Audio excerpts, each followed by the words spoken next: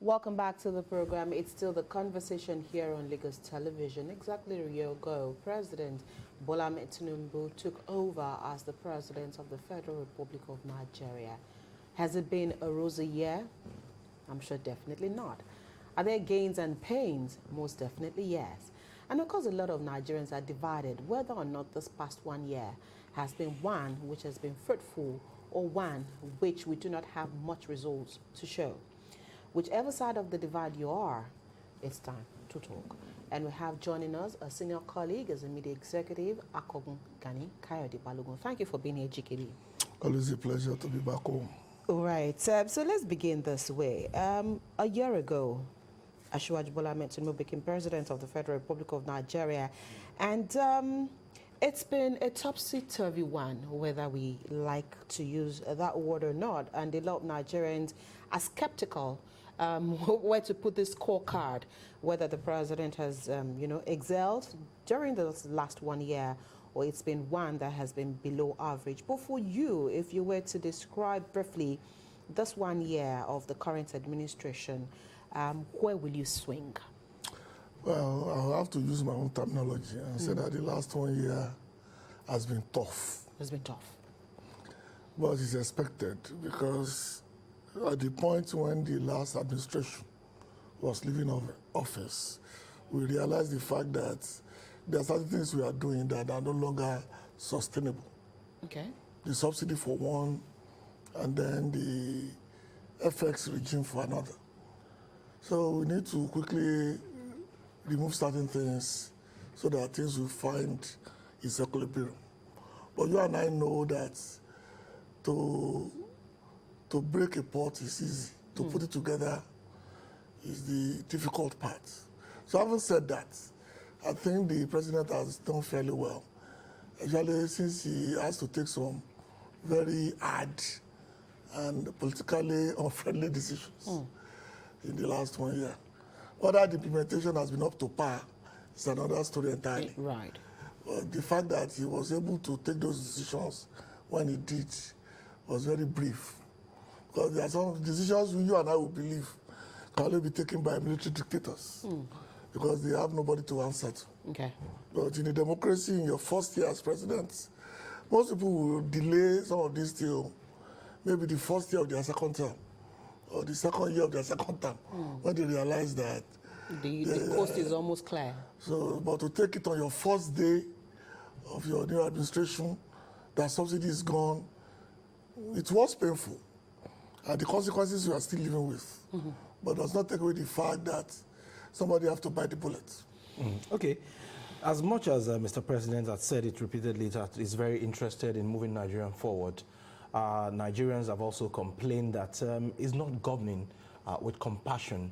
He's just throwing different things at them at different times. Subsidy is gone. Tariff on electricity is gone. So many things. Nigerians are battling with so many things now. Inflation rate is high, and we are barely surviving. For a government that cares, shouldn't you govern with some sense of compassion? I agree with you that there are certain ministers that have shown lack of empathy. And most of them cannot even explain what's the basis for some of the decisions that they took. How about the president? That's where I'm coming. Okay. So, based on that reality, the president has not shown the level of compassion that is required when your full soldiers are doing things that we thought you are not aware of. That means they are doing things you approved as a president. And so no need to blame the ministers if they are not really getting the results that we expect. I think the first thing the president needs to do in this period is to evaluate his ministers and those who are not doing what they're supposed to do. Because the president cannot be everywhere. Definitely. And I cannot really know of everything. Look at the case of the governing boards. Somebody must have sat down, ignored Federal Character Commission, ignored common sense, and loaded it with people from particular states and particular areas. Such a person is not fit to serve in an administration. And by now, the person or persons should have been on their way out.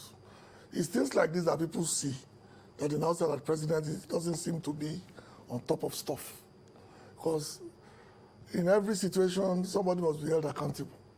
And if the president in a democracy like ours is untouchable, then the foot soldiers who implement these things can be dealt with. So in that I agree with you. But one thing the president has going for him is that he has never hidden his desire to correct certain anomalies in the system. Whether you need to correct those anomalies in 1 year is different from the fact that those anomalies were there. So to me, things that ought to have been done over a period of 6 years are being composed or suppressed or compressed into a particular time period that makes it difficult for Nigerians to really comprehend. For example, look at the electricity tariff. Fine, you need to bring people into the industry and they want to make it work. But you must understand that all over the world, your bills, energy bills, are subsidized at a point. Even in the UK, when the thing went up last summer during the Ukraine war, government has to come in. And because it's not possible to pay those bills. A lot of energy stealing were occurring in London. I was there, so I know people who are going about just stealing energy.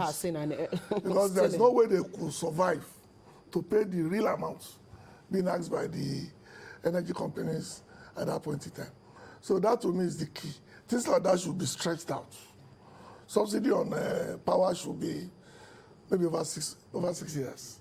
Maybe do a little bit now, do a little bit later. And by the time everybody will now look at the issue of kerosene, the way it was started. But now everybody has gotten over it. Right. So the people have gotten over the use of power as a wasting energy by doing the same thing. Okay. So the areas they've done well, the areas have not been impressed. Right. Right. I'm sure we would also like to itemize a few areas that we can give some level of pass mark to this administration. But going back to the speech of Mr. President on May 29, 2023, he did say, and I quote, "We shall remodel our economy to bring about growth and development through job creation, food security, and an end of extreme poverty," end of quote. So here is where I'm going to. In the last 1 year, the economy has not also been quite friendly. A lot of people have complained about issues around foreign exchange, inflation.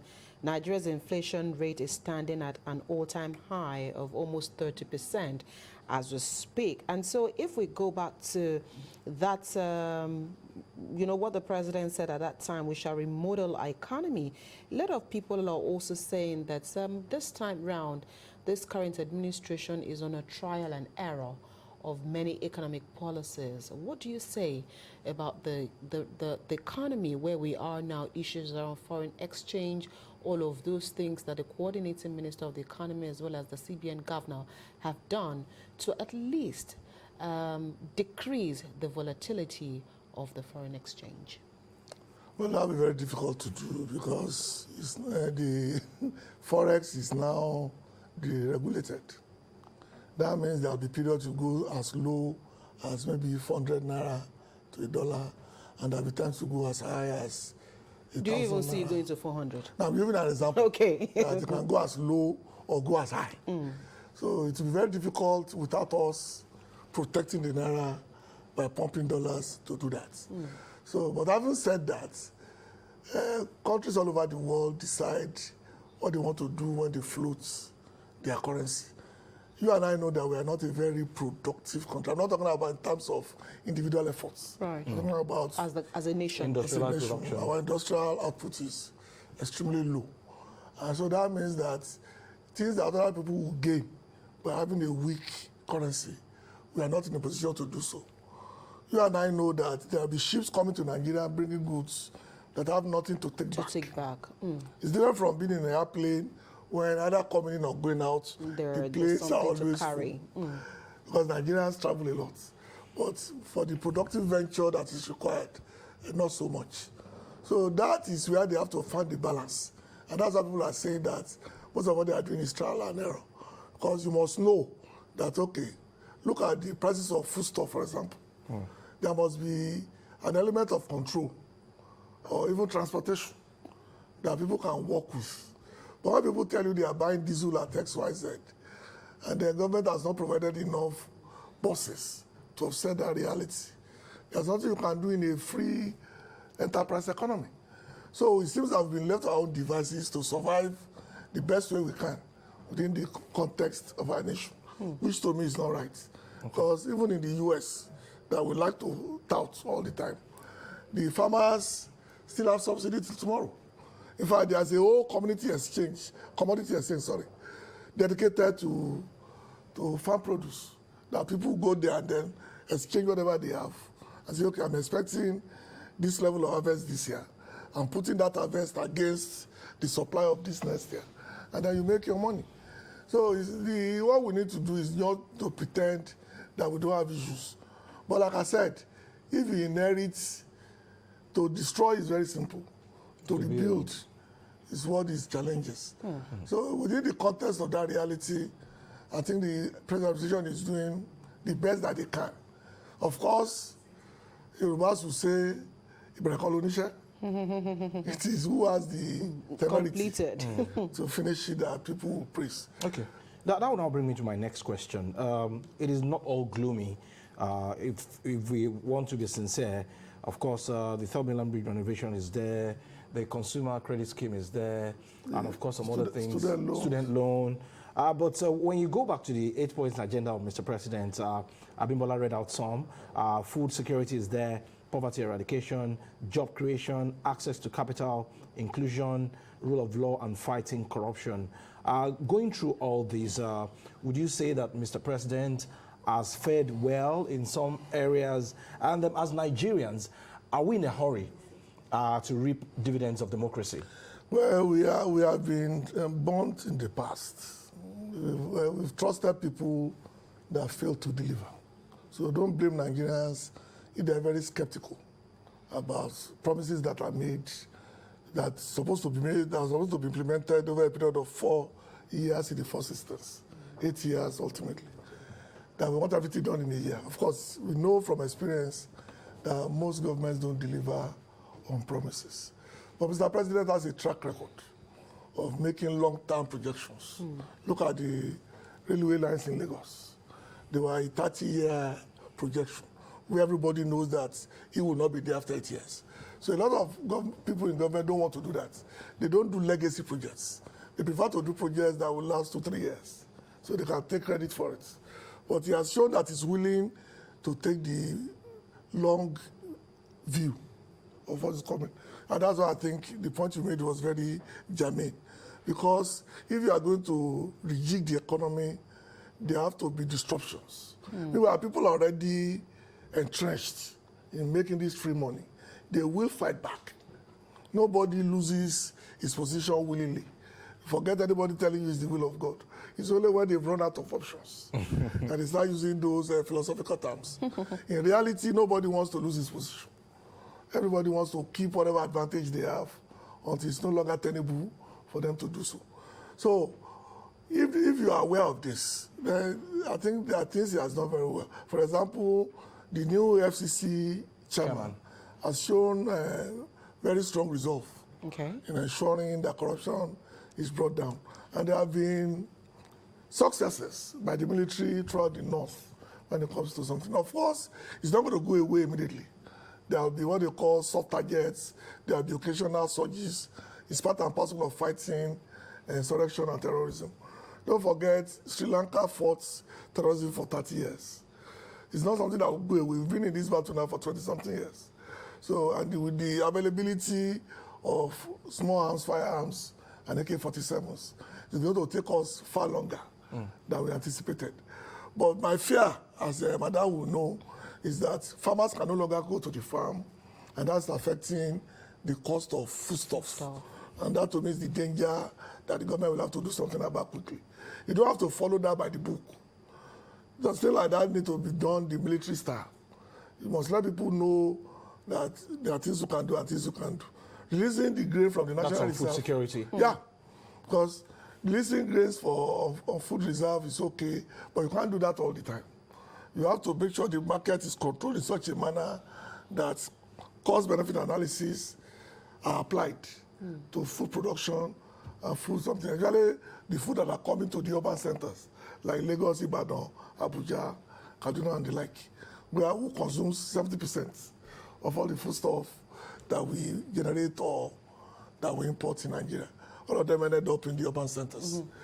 So I don't know, because I know this because I was in one of these states in the southwest, and the level of hunger that I see, it cannot be described. And these are very hardworking people who are falling on hard times because of policies and because there are no longer safety nets to cushion them.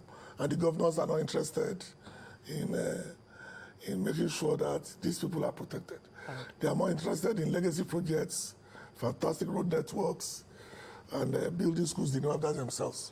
Nobody seems to care about the downtrodden in our country as of this point, which to me is unfortunate. So how would you rate this administration in terms of security? Because I know that that's also one of the areas where a lot of Nigerians have also been very skeptical whether or not the administration, will do the yeoman's job here. But so far, so good. Has it been? Well, we live in the southwest, the safest place you can be.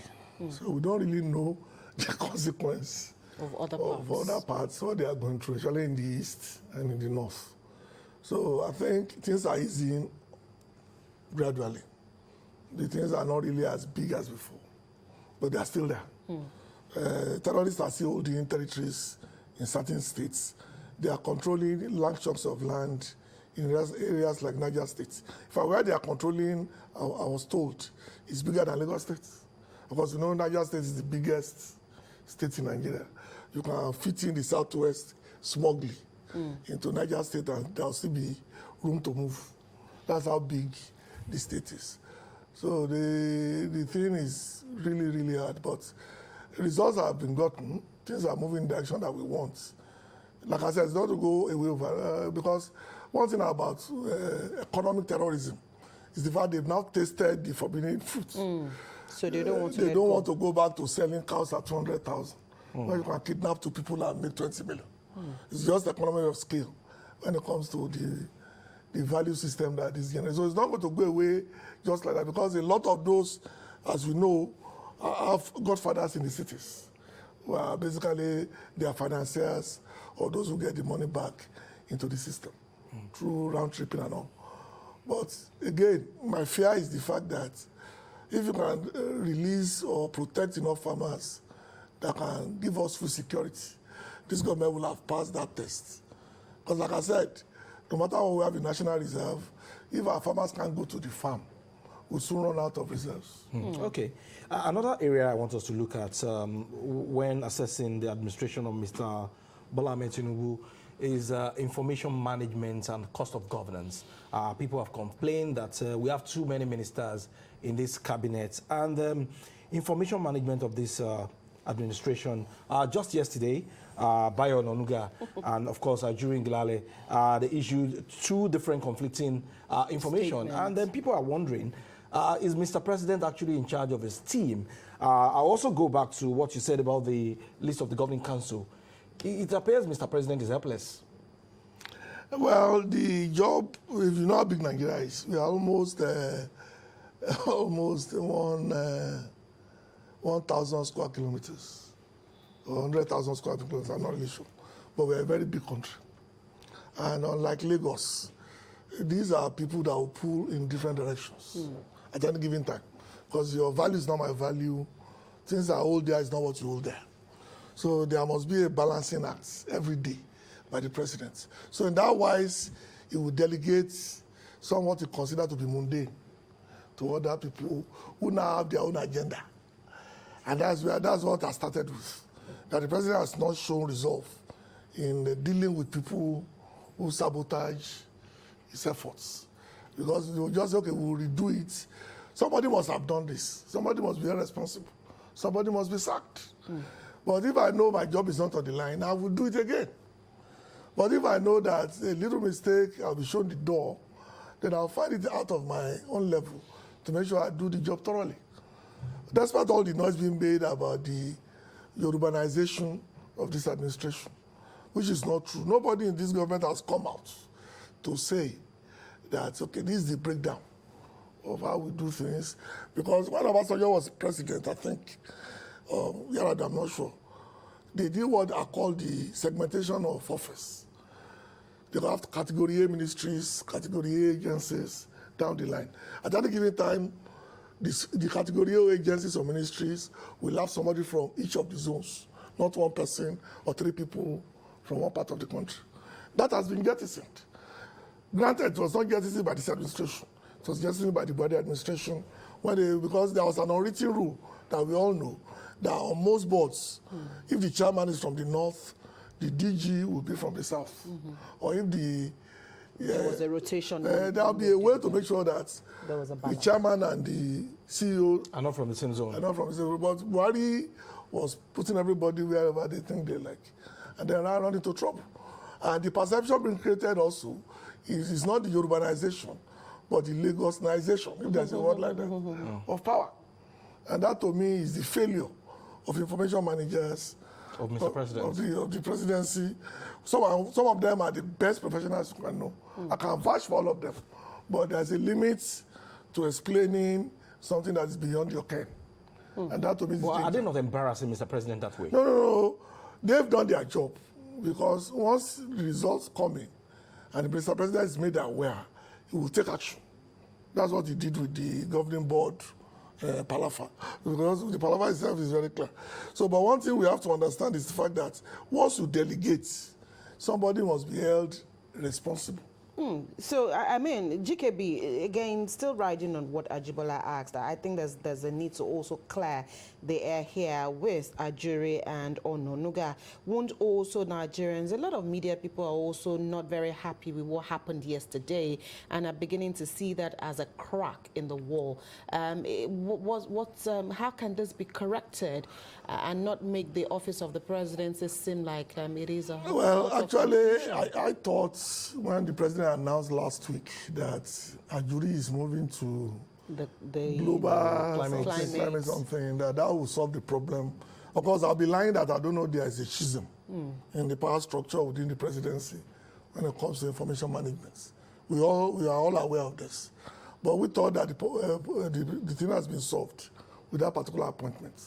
But obviously not. Maybe, our people, maybe somebody told him to dig in, or that they think he can do both jobs simultaneously, right. Or he has a powerful backer who is giving him the go-ahead.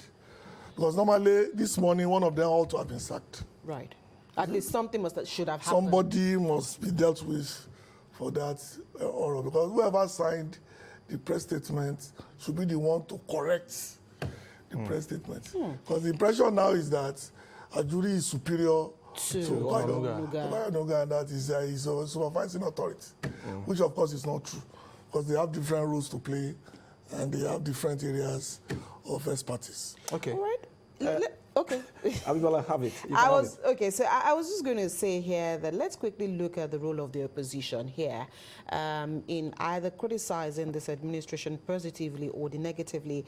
Have they done enough? Have they been able to put this administration on its toes, especially as regarding the rate of governance and what Nigerians should have access to as a people?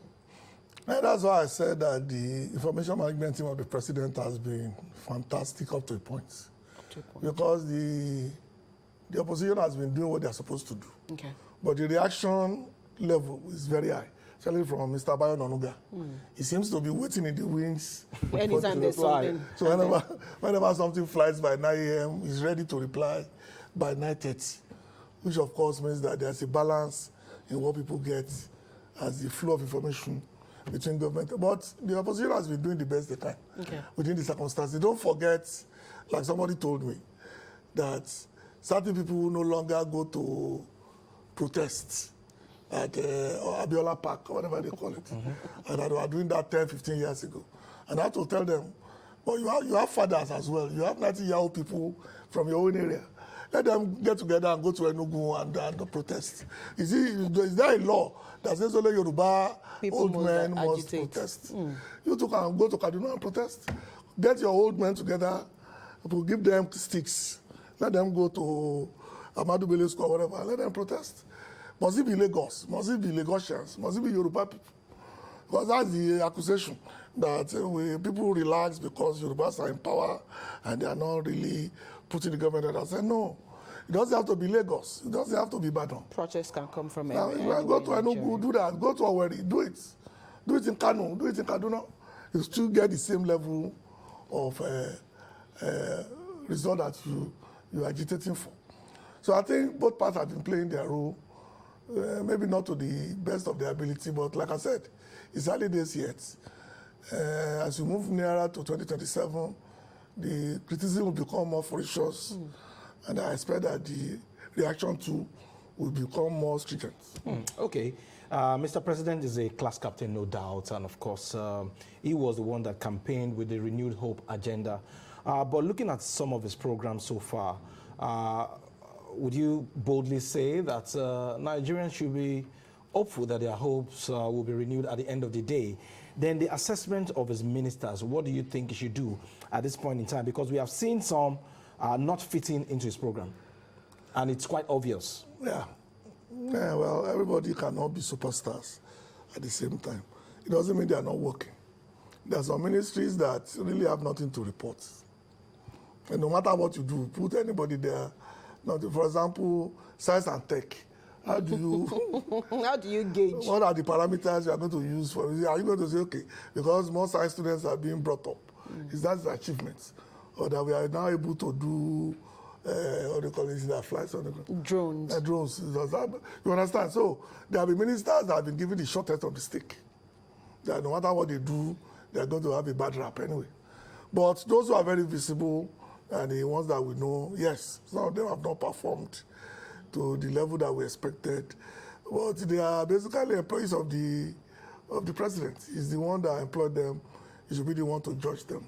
Okay. Because we are going to judge the president based on... But we have a say as Nigerians. No, that's what I'm saying. For you, we have the right to judge... Who are those ones that you say, oh, they have stood out? Well, I will not say I'm impressed, because Nigeria have a problem when people are doing their job. We tend to elevate them beyond. Because we're not used to seeing people do their jobs. I'm very impressed with the internal affairs man. Ojo? Interior, what we call it. We don't call it internal affairs anymore. He's doing the best, because sometimes you have to go crazy to solve crazy problems. A lot of people tend to fall into the pattern of the system, trying to work from within. It doesn't work that way. You have to show that you are willing to do stuff that people don't like. Because remember when he started this passport thing, the people in customs and immigration wrote a very long, massive thing, why it cannot work. But today, 1 year later, it's working. It's a matter of telling people that, okay, I've given you this assignment, I don't want excuses. I want results. The excuses are cheap. Results are very hard to come by.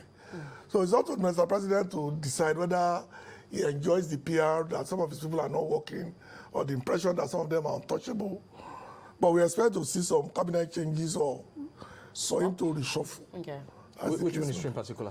I'm not really particular, just one result. You have to understand, Nigeria is a point now that... Don't mind Ajibola, he's rooting for you to mention I a particular know, name. I'm rooting for him not to get... He's rooting for you. So it doesn't matter. I want results. I want things done properly. For example, in agriculture, there are things that we expect to be done by now. There are policies we expect to do. In housing, for example, what has people done when it comes to housing? Where are they getting the houses from? I can give you examples, not on the ministers, but on the ministries that needed to step up. How about works? Yeah, Umahi is doing his best within the circumstances. Of course, he has the experience. And unlike the former Minister for Works, he doesn't really waste his time talking. Right. He just go and inspect it and go. And he doesn't do speeches and all that. But again, as far as I'm concerned, he made 4 promises that I'm going to hold him to. He promised to deliver the Lagos-Abuja Superhighway, which is a disgrace. That 30 years after we moved out of Lagos, there is no road linking our ports with our capital. Even small Kenya built a 650-kilometer road from Mombasa to Nairobi in 3 years. And it's a straight, you can Google it, it's almost a straight road. There are areas that they cannot help, like maybe moving around mountains, but even on Google Map, you can see the road as one straight line. Abuja is 650 kilometers from Lagos, from Isheri, from Naya, what do you call it? From the beggar. And from Baga. So if I can do a road, I'll lead you straight to Abuja. I'll hold him to that. 2, I'm holding him to the coastal road. Right. Okay. I'm very happy that they've broken into areas because now we don't have to wait for 50 years now. Right.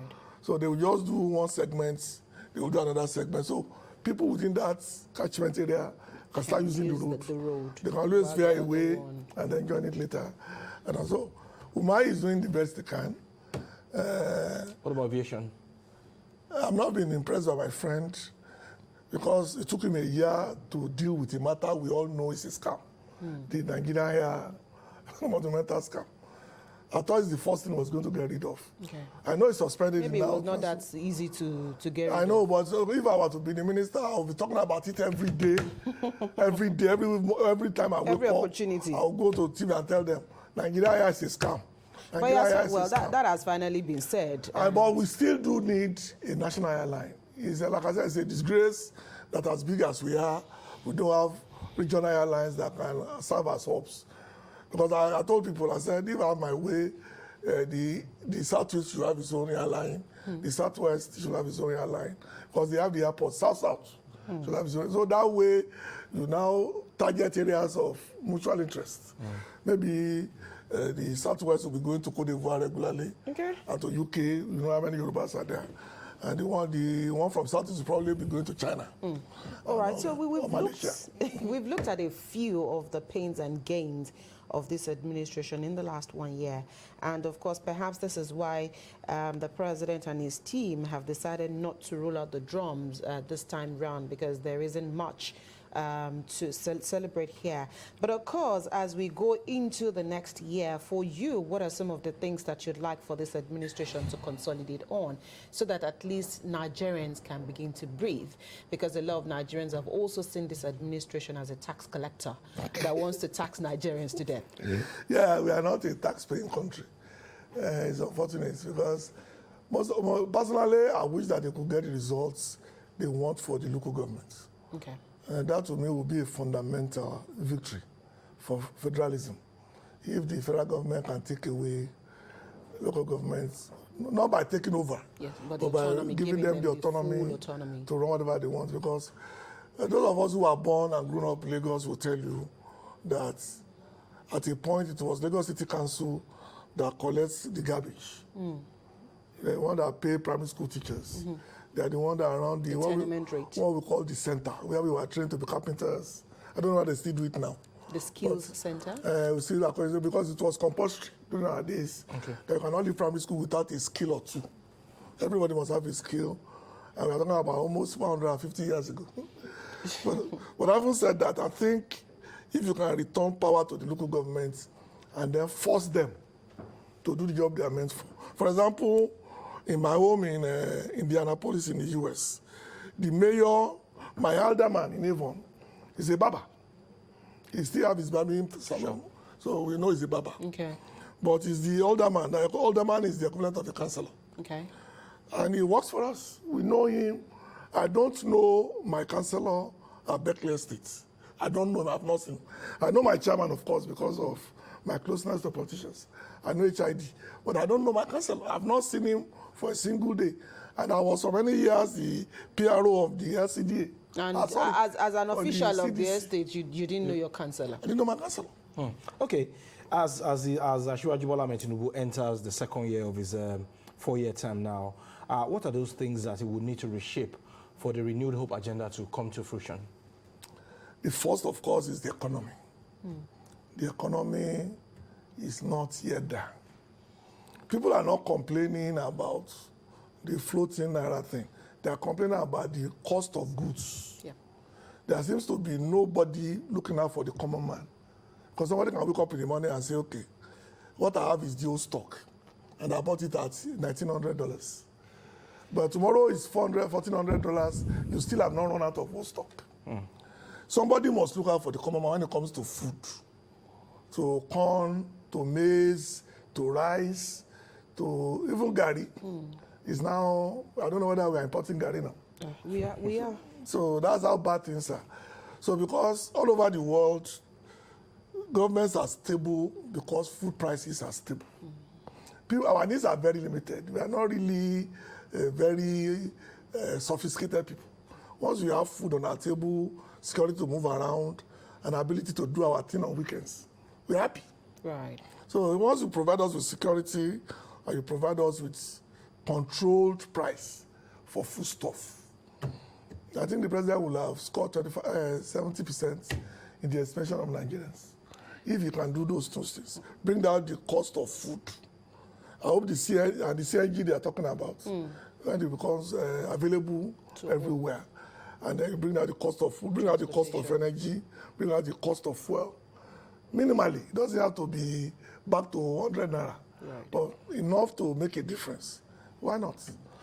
Let's also quickly talk about the sincerity of government when dealing with labor leaders, when dealing with ASU, when dealing with the workforce generally. We seem to have also seen that there's a gap between the sincerity of government when negotiations are being put on the table.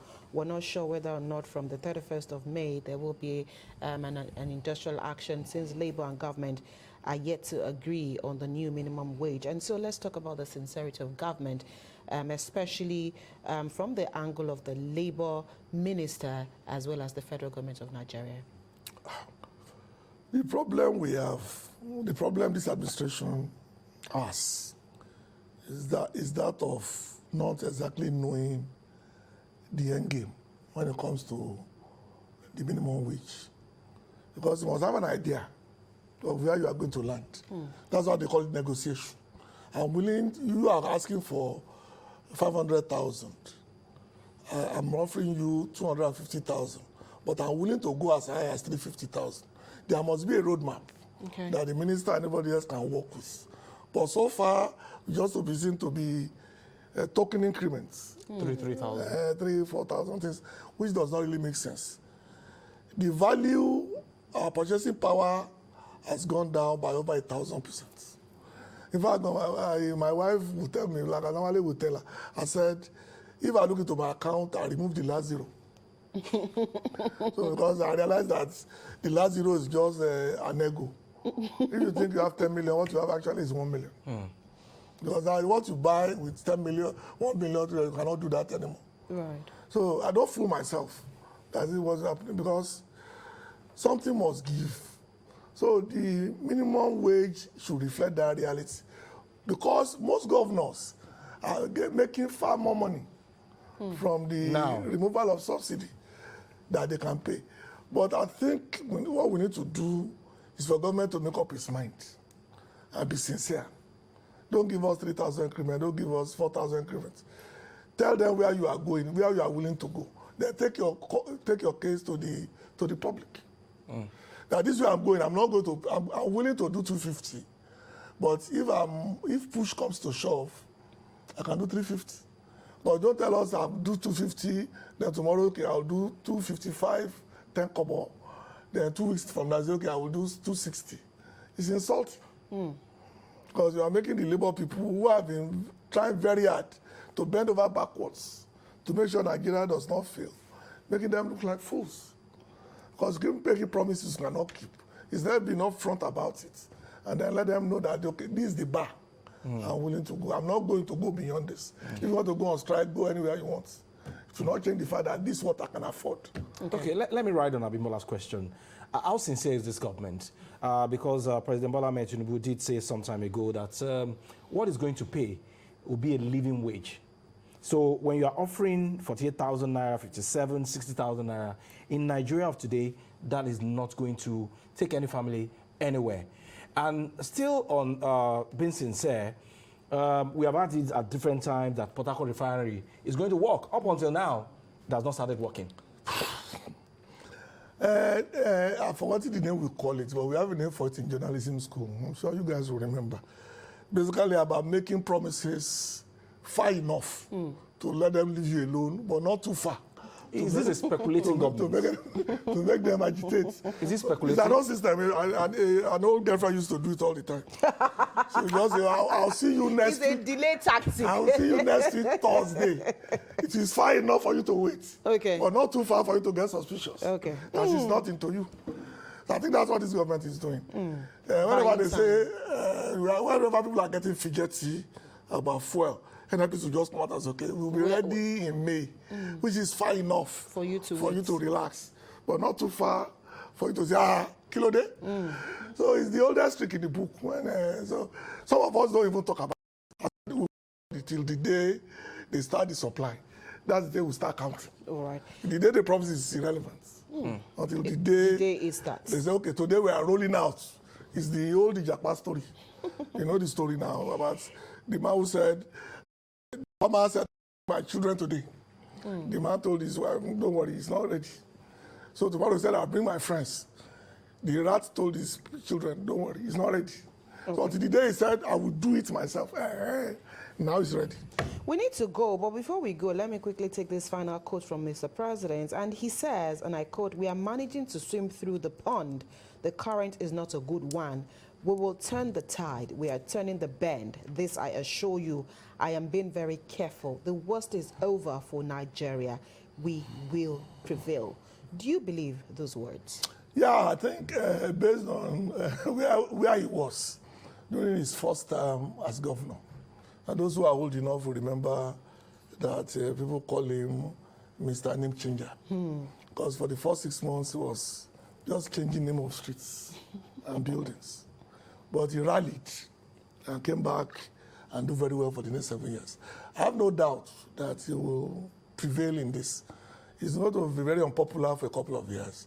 But once the results start coming in, and their sincerity in maintaining that, I'm sure down the line he will prevail. But again, that is a big ceteris paribus. Again, buying All things being equal. All right, we would have to leave this conversation here today. Thank you so much, GKB, for finding time to be here on the conversation. It's always nice to be back home. All right. So you change this station, you change this design every week. Not exactly. This is our set for now. Okay, we'll take a quick break. When the conversation returns, it'll be the time of the ladies to take us through all of the many gains in Lagos. Are there pains in Lagos? I don't know. Are they being paid and joy as well? Lagos is Nigeria.